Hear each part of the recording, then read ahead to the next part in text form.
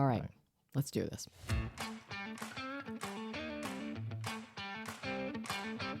Welcome to the Judgment Free Zone. You've downloaded the Alcohol Free Marriage and More podcast with Matt and Amy, recorded live from the cornfields of Central Illinois. Welcome to episode 84 for June 10th, 2024.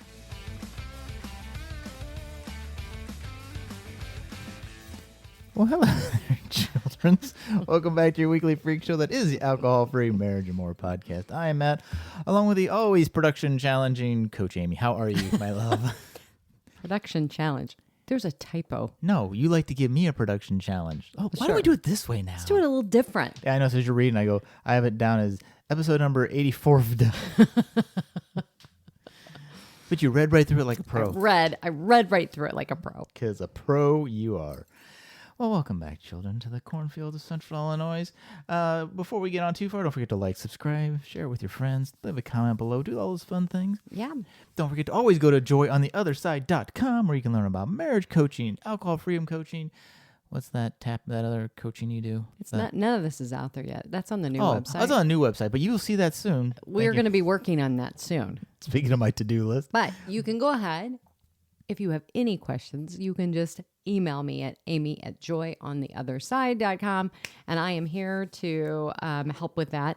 Don't forget our updated guide, which is our Beyond Spirits. It's 7 tips for starting your AF journey. That is actually out there. That is out there. And then if you are also interested, you can also get our marriage meeting guide. And we always have, I believe, in the notes here. I believe in the notes here we do have it. Yes. Last time I did the podcast, it was that way. Yeah. Yes. And so you can get that as well. There you go. Just make your life easier. Just go to the links in the description. Easy for me to say. All right, Coach Amy. So what are we going to be talking about? Now we got that business out of the way. Yes. I tell you. Now we're going to be talking about other business. Let's talk. So this will fall under the marriage/more category for a minute. Yeah, the marriage / maybe too much more. Too much information. For those of you who maybe have been married or dating or been with somebody for an extended period of time, when you first start dating, like, oh, everything's perfect. Like, I can't even fart in front of that person. Those type of things. Oh, what happens if I get a runny nose? All these things, right? And they'll slowly start to fade away. Now we've been married 25 years, almost 26 years, almost 25 years, almost 25. But who's counting? Amy likes to share a lot about poop.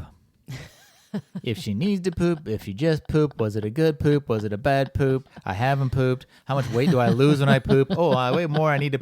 I'm like, I don't need to know all that. But you do. But do I? You do. And how does that benefit? You need to know what's going on with the bowel movement, man. Why? With my own, sure. With my own, it needs to be healthy. Sure. But your does not impact. I mean, I guess kind of it could, but not really. Maybe the plumbing, if I have to fix the plumbing. I like to share. What can I say? Yeah. Although it did get me onto a tangent of I don't share mine anymore because I quit drinking. And when I quit drinking, your IBS, all my stomach problems, all your stomach, your GI better.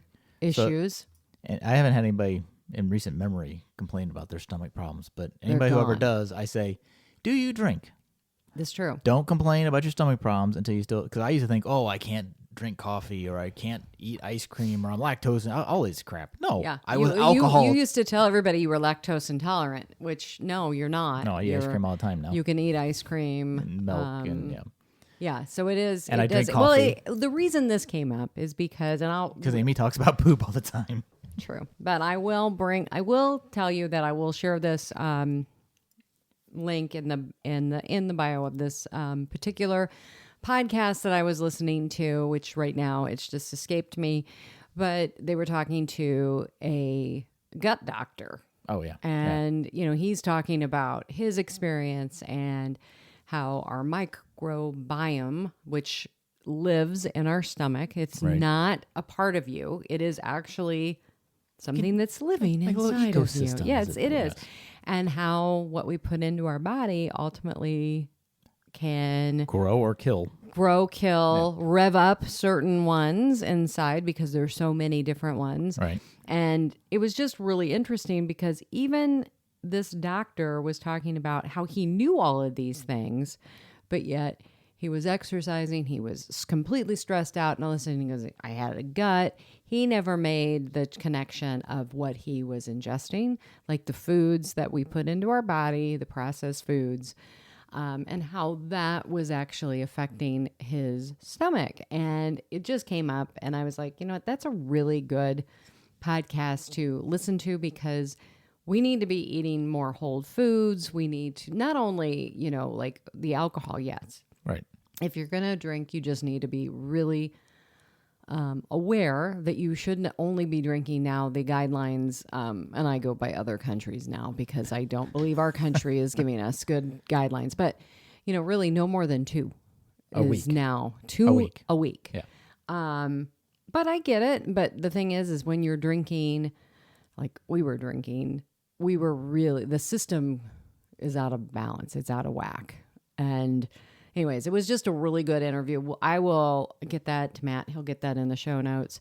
But it was just, taking care of your whole body, really working on the stress. He talks about just doing 10 minutes of breath work. And when I say breath work, breathing in 4, letting out 6, doing that for 10 minutes. Right. Really getting yourself connected with your nervous system. And then also the microbiome in there is directly connected somehow to, like our vagus nerve that goes through your whole body. And everything. So, that whole gut brain connection. Right, and I can just tell you though, even now eating healthier, last night we went to the company party and we had it was really nice.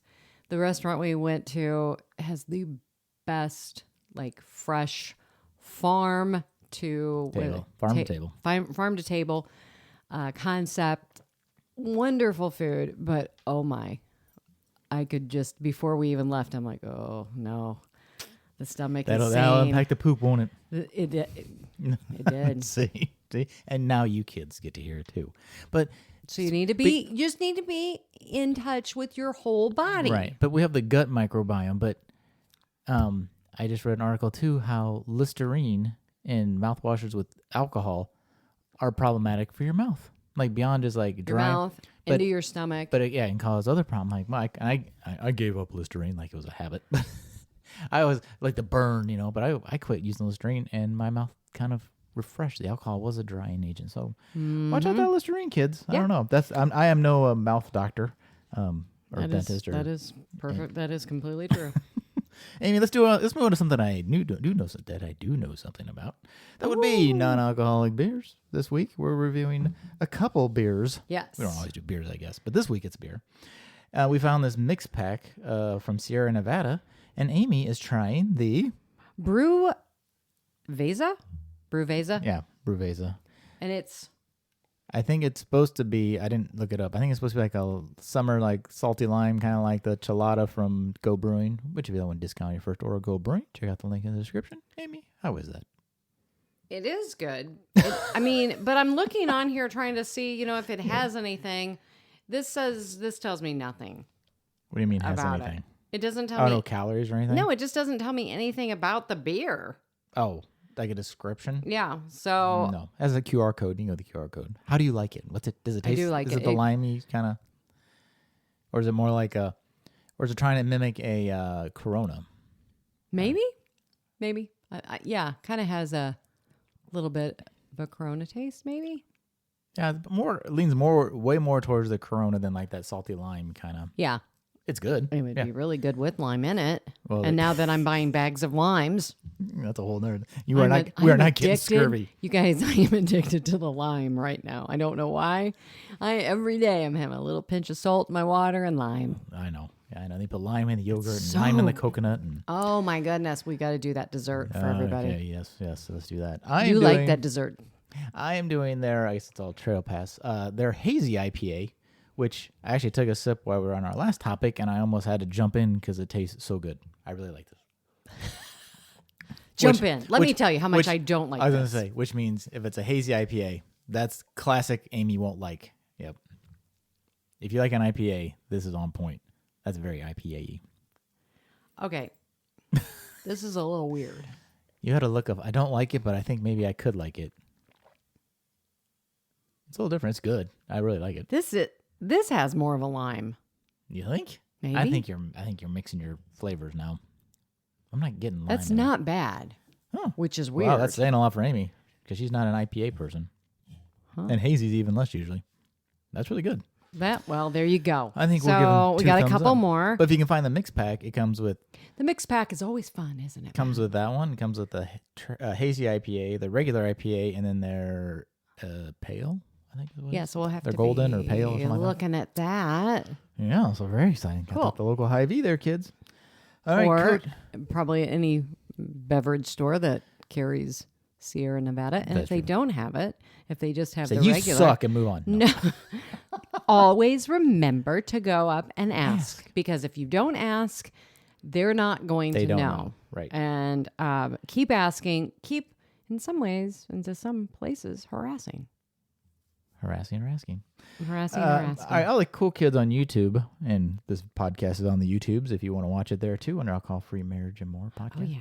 Oh, yes. But Coach Amy wants to do a book review unboxing. I've never done a book Well, I'm going to do a little unboxing. review because Well, it's not a last review. week... You haven't read this book because it's No, I still in the haven't. package. No, but I wanted to just say that Dupe Witherick, who was on the podcast last week, Right. her book came. I'm super excited. I think it came like the next day. So. Yeah. So are you looking to What's the be book called? happier and have more time, better health, and more freedom? These are all the things you gain from becoming alcohol-free. And this is a cocktail of clarity. How to ditch drinking, embody a joyful new identity, and thrive alcohol-free. And she's got some, I was thumbing through it. She's got some Recipes. Always love a recipe. And so I'm like, all right, I'm going to be making, she has like some, here it is. Dark chocolate energy balls. I love an energy ball. So I'm excited about. I wanted to also the devotional that I am working with clients through and the program, the Choose Freedom program. The devotion's called The Plans He Has for Me, a 12-week daily devotion for freedom and alcohol. And the author is Roseanne Forte, and she is going to be on the show coming up soon. This is a great devotional to take you through if you're wanting to let go of alcohol, but also if you have something else, like if you have another substance, if you're wanting to work on food, if you're wanting to work on like a thought pattern that you might have that is holding you back. That's what I used it for. I used it on my feelings of not enoughness and not feeling like I'm worthy. And so that's what I did. I'm actually going through it again, and it is great. There is just so much. And that's a companion book wisdom with your program. Yes, the Choose Freedom program that I'm actually getting ready to start again. Is there still time for people to join? If we're looking at, I might have 1 or 2 spots left at the airing of this on Monday. Right, so Amy if you, at joyontheirside.com. if you are interested, it's an 84-day break. It's a challenge. It is strictly a challenge. You're going to go 84 days. It accompanies using the devotional. And then there are videos that go over 12 core concepts, and it's an amazing program. So if you are interested in that, let me know. Now the unboxing. unveiling. It's more like an unbagging. I don't know what that is. So I'm super excited because it says from Penguin Random House. And I'm just Well, it's not like Publishers Clearinghouse. I mean, it's not going to be a check in there or something, but no, it's a publishing that one of my friends. One of the things that we have gotten to do and she has sharp objects out now. The little thing didn't. No. Oh. She is not a professional unboxer, No. YouTube unboxer. So I'm opening this up. But anyways, my friend Christy Osborne just finished her book, and it is getting released this fall. But I'm so excited. So I'm this an is early we person. can't even give a link to this. Like this no, isn't- but you can go to her website. But it's Love Life Sober by Christy Osborne. It's a 40-day alcohol fast to rediscover joy, improve your health, and renew your mind. So it's on a pre-order right now, right? Yes, this is so cool. Wow, and you're like an inside groupie. Here, let me see it real quick. I just want to show. Show the camera the cover. Love Life Sober. And that's Christy's, if you go on Instagram, that's her handle. That is so cool. Let me see this. Looks like you can get it at waterbrooksbooks.com. Yep, but not yet. Oh, yeah. Oh, yeah, 'cause this is not for sale. No. This book will not be available in stores until the on-sale date. This is... Oh. I know. It's so You're cool. Such the insider. So maybe don't go that URL. I have no idea where that goes, to be honest. It's supposed to be released, it looks like September. So I'm one of the first people to get this. And so I feel very I'm glad we shared a special. book that nobody can buy. But you can go out and you can follow Christy. That's true. She also has a great podcast too. Everybody's got a podcast. So we all have our podcast, but we all love each other. That is the one thing in this space that is so great. I've never met a jerk yet. I mean, we have had so much fun. I mean, remember we met with Ken Middleton and his book. Yep, still follow Ken. Love that. We've got DuPay. I mean, we've had so many people, and she came. I feel like we need a book. And she came tumbling down. That was the by mixology book. Carla Adkins. That was so good. We've met a lot of different people who have, we had Maureen, the Sober Fit chick, who was a contributor in a book. So, it's really kind of cool. We have to do a book. So I don't know. We got the podcast. Do you think we could do a book? I have no idea. I don't know. I don't probably read books. I don't write a book. I mean, a book women want to read and men want to listen to. Oh, there you go. Or men will maybe read it. So I married my best drinking friend. I don't know. So we'll ideate on that later. So your best buddy quit drinking. I don't know. Yeah, I don't know. But anyways, congratulations, Christy. It's coming to fruition. This has been like a couple of years in the making. Maybe even a little bit longer than that. So I've never seen a prototype book before. I know, isn't this so cool? Fancy. It's like a special book. All right, moving along. And I love books. I love the books. So excited. All right, Coach Amy. So a little news item I found here. I'm not going to do the news intro, partially because my software lost it on me. But when I was a drinker and doing business travel, drinking on the airplane was like how I survived air travel with my anxiety, which was partially brought on by drinking, but it is very common. It's very common for people. And some people, it starts your vacation and whatever. So some people, it's your habit. You need to for your flight jitters, or it's just, the airport. There's no drinking time at the airport. It's always 5:00 at the airport. But there's this new study that says drinking alcohol, this is before sleep on a flight, presents a health risk. The combination of alcohol consumption, sleep, and a low oxygen environment at those high altitudes was found to reduce blood oxygen saturation, increase heart rate, and slash your sleep quality. So in-flight sleep already is exacerbated by the fall in blood oxygen in that, in the air cabin from the atmospheric pressure. Under the added effect of alcohol consumption, these tests show the participants' blood oxygen saturation decreased further, their heart rate increased, and then their deep sleep was reduced. So, like, their oxygen levels got down to like 85%, and then their heart rate increases. So, especially people who have any kind of like underlying heart condition, you hear a lot of people get on a plane and they have a heart attack. Well, if you have a few drinks and you're on the plane, that could be enough to exacerbate. Wow. Yeah. And then the sleeping part, like, well, it messes up your sleep because your heart, but just those, you may be like, oh, I'm fine. All of a sudden, like, no, I'm dead. So, yeah, drinking and flying, even if you're just a passenger, is actually unhealthy. Because the blood oxygen down to 85% is getting a little, even during COVID era, they're like, if it's 85%, you're dangerously low. So I did not know that. I didn't know your blood oxygen level even dropped when you flew, period.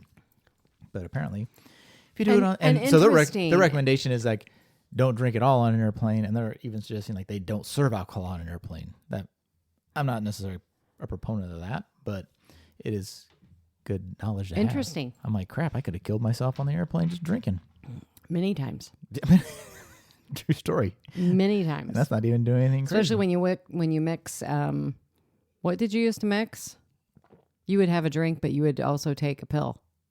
No. No. I wouldn't drink with the pill. Not the pill.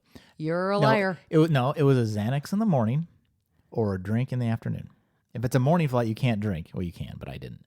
So early morning flights, you did when we went to China. No, no. Yeah. I guess I did have a few drinks. Yeah, because you were passed out. Well, that was 14 hours. That was a different scenario. Okay. Great excuse, I know.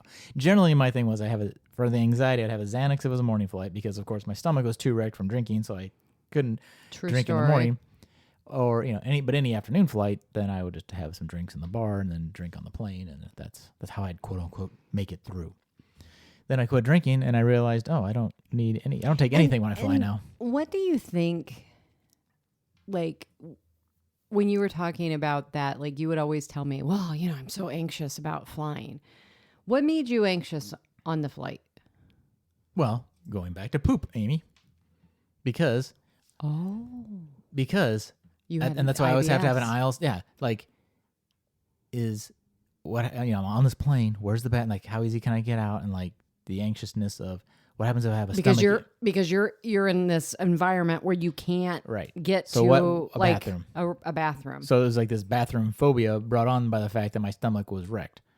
And then your anxiety would even make it worse. Right. So it's big. See? No, I mean it's we have not really had to talk about this in no. But then I found when I quit drinking, well, I think it was my first business trip, kind of like after COVID, and I'd quit drinking, and I had my Xanax with me in case, and I'm like, well, I'm like, I don't even need it. Like I don't have the. So it was really for you. It wasn't that you were on a plane or anything. No, it wasn't the air travel, because I love airplanes. I love flying. Okay, so it was literally for you, it was the anxiety of, I need to be able to be in control of my environment and to be able to be in control of my body and to be able to get to a restroom. I had like a full-on panic attack one time because I had a window seat, and you can't get up between like the gate and the tarmac or the runway. And there was like this long delay. And I'm like, I can't get up. And compound, I'm like, well, I can't get out because this person's here and I can't get up. And I'm not supposed to get up. And like this whole and I don't have that problem now because like when I quit drinking, my stomach got better. Yeah. And so then I don't have the anxiety to need all those things. That is amazing. And I always benefited because I love sitting by the window. Yeah, everybody. And the funny thing is, I still love an aisle seat though. Still love an aisle seat.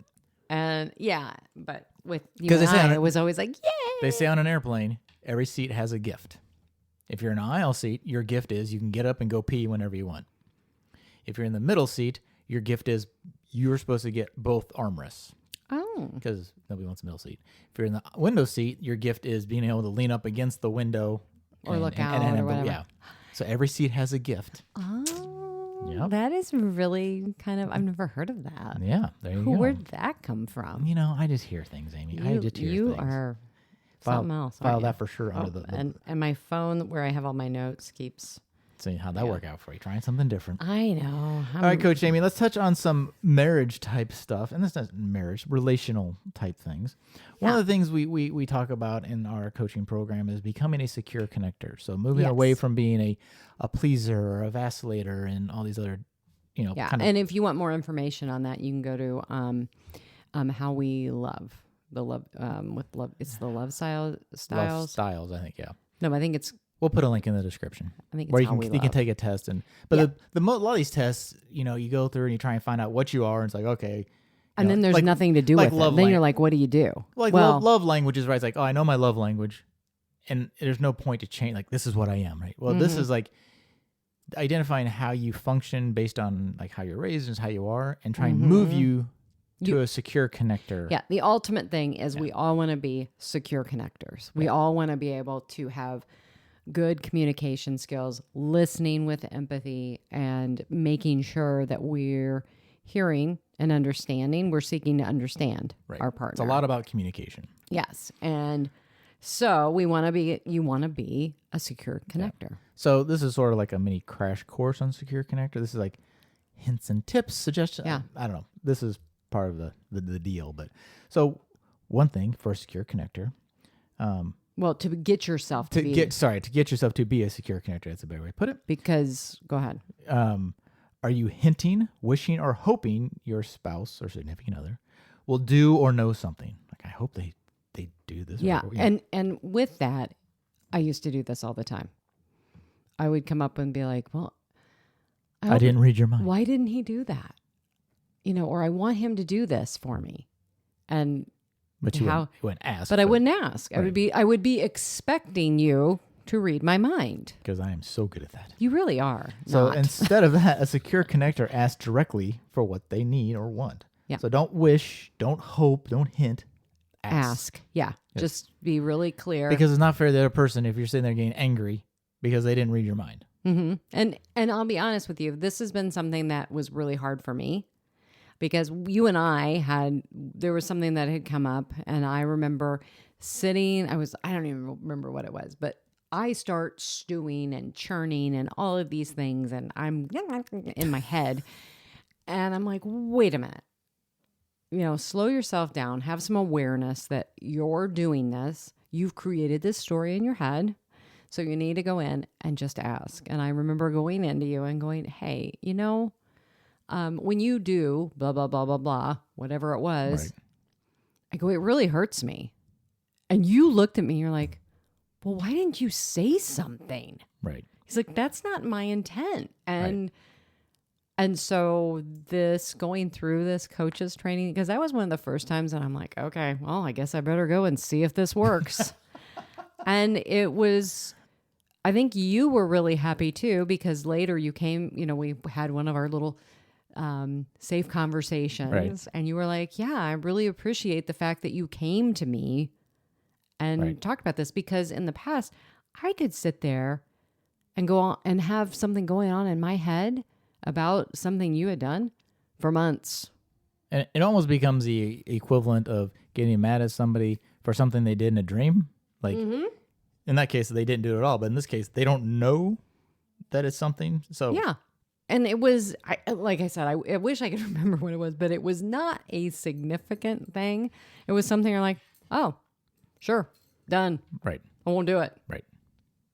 He's like, and that was, I think, really, I think that's one of the things that you have to do. You have to be vulnerable. You have to go in. And when you get into these conversations with yourself, that is just, and I don't mean this to sound bad, but this is kind of, and because it was me, it was a sign of emotional immaturity. Right. Right. So don't beat yourself up about it. Just go forward and learn from it. 100%. 100%.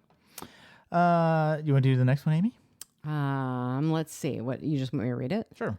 A secure connector experiences relationships as a source of relief. You want to seek comfort from your spouse rather than like a thing like food, alcohol, or other things. So you want to go to, if something is upsetting you, you need to go to your spouse. Right. And this might not be something that your spouse has done. This could just be a situation. Going and sharing that instead of going and numbing yourself. Yeah. With something else, or food, or whatever it is. Yep. A secure connector can ask for help when they need it. This is kind of like the first one a little bit.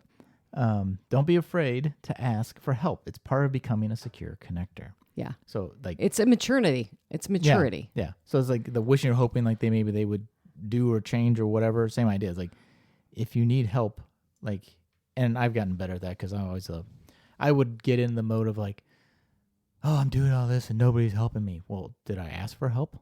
Yeah, exactly. Again, reading my mind type thing. Yeah. It's like, hey. And one of the things that you do is because you I don't even understand. I don't even know how you do this.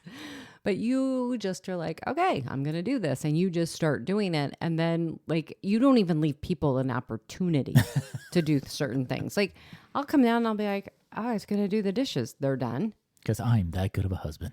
I love it. I know. And I have to remember though, to come and thank you and also remind you that you don't have to do all of those things. Which even that is a helpful and a driver towards a secure connector, because sometimes, I do it just not out of like any kind of spite, or I just do the dishes, whatever. But just that, I guess part of it's that words of affirmation, but just being acknowledged that it's appreciated. Yeah. It's like, I don't want an award, but like, hey, I noticed you did something. Yeah, no, and that's part of, in our marriage guide, there is that appreciation script, I guess, for better words. Right. But that's exactly what it is. Appreciation. Yeah, but to come to you and just tell you, you know what, hey, I just want to share something with you. I really appreciate that you do the dishes like literally every day. And I really appreciate it. And if you feel like you'd like to leave something for me to be able to help out with, I do. You get to clean the stove. I let you do that. I do. I let you do that. He lets me clean the stove. You win that. I do win. All right, Coach Amy, do letter D for us. A secure connector can share their feelings. Whatever you are feeling today, share it with your spouse. You may start with, I am trying to be a secure connector, and sharing what I'm feeling is one way to do that. I am feeling blank, whatever it is. And I don't need you to do anything with this, what I'm sharing. But I just wanted you to know. Right. And I think that is something that we have really worked on together to make sure that the other one is seen and heard. Well, and that whole I don't need you to do anything. I just want you to know. We use a twist of that too. Of, if we don't know why somebody's sharing something, it's like, do you want help? There's a different words, but do you want help or be held, right? Or do you want a hug or to be helped or just listen? I think it's right. Yeah. Do you want or even like sometimes okay, is this something that I need to help you solve? Is this a problem that we need to work out and think through?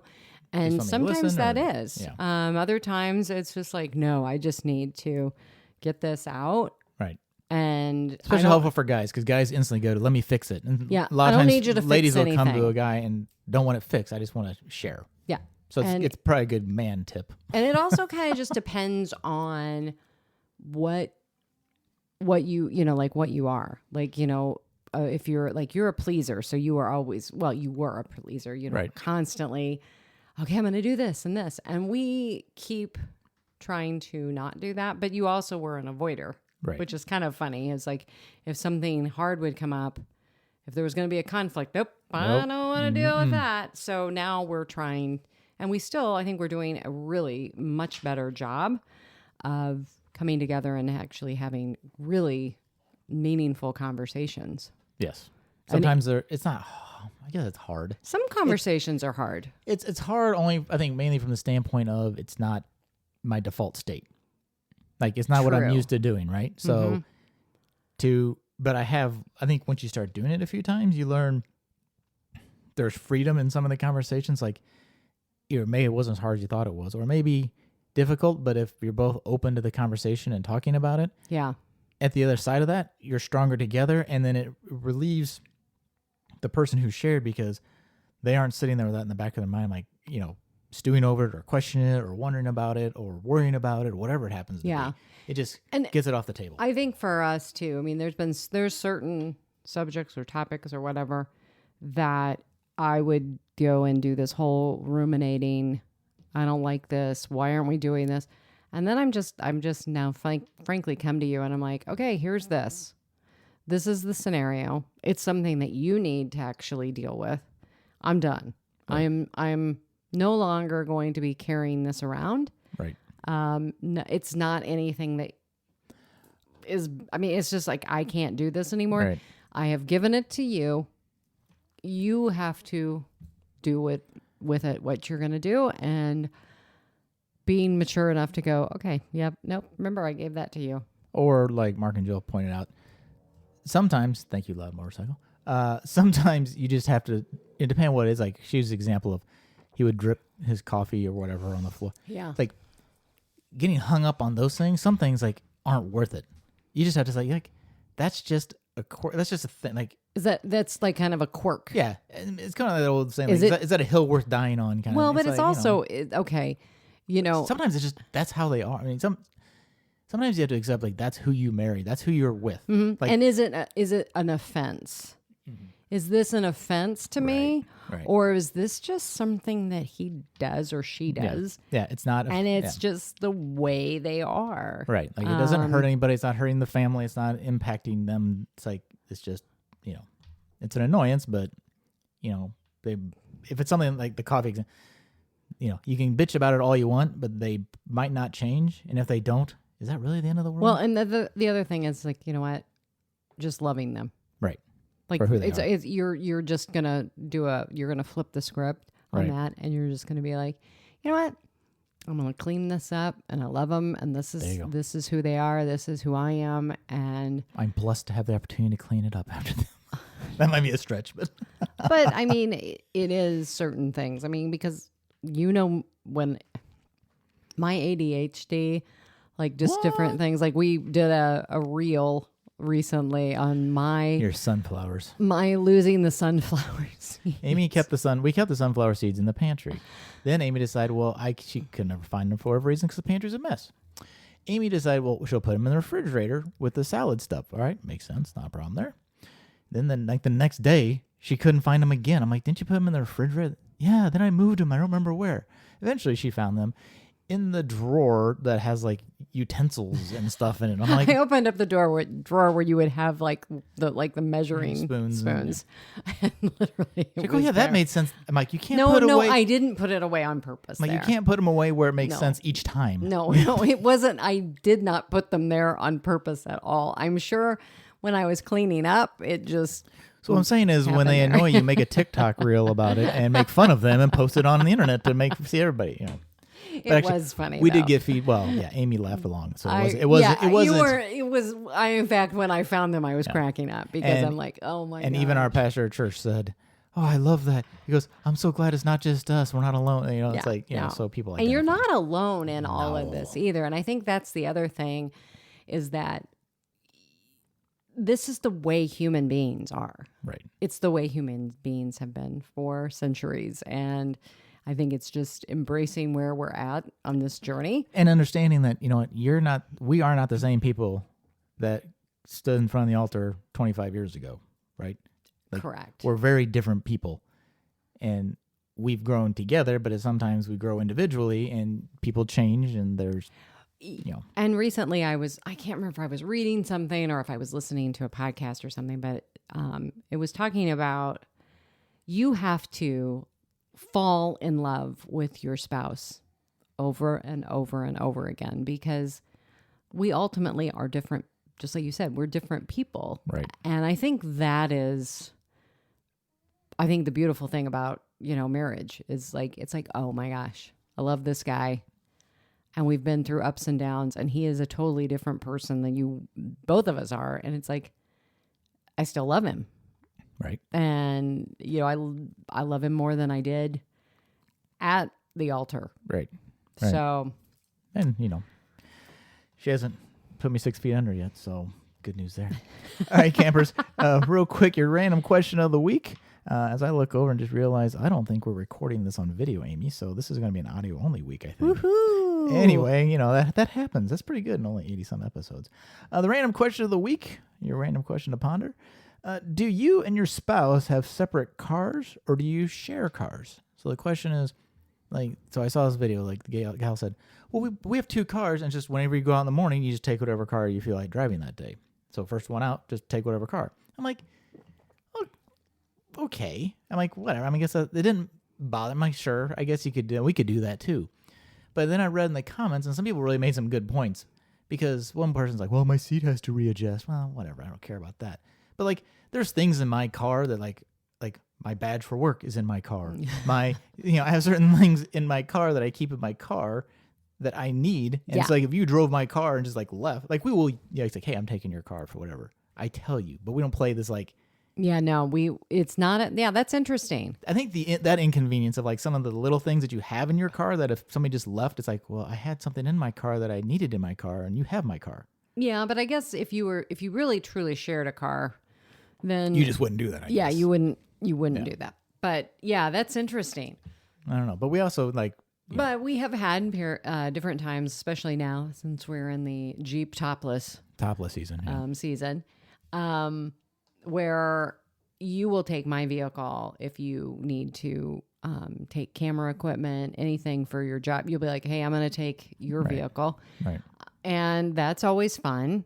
Then I always have to remember, because dress appropriately to be able to get in and out, because you never have put the toe step on the driver's side for me. Oh, no, I haven't.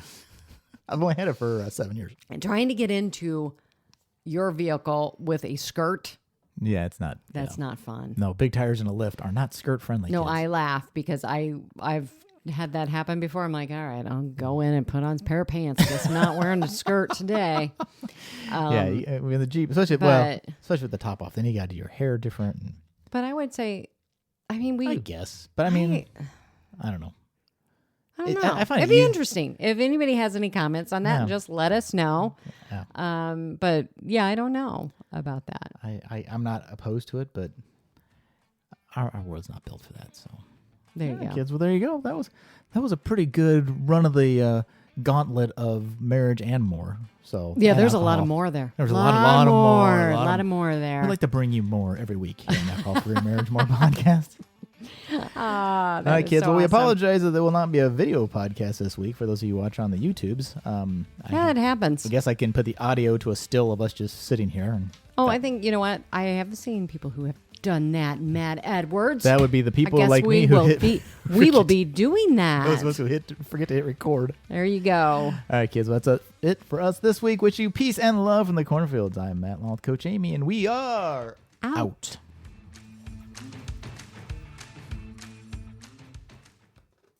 Ooh, I can't wait.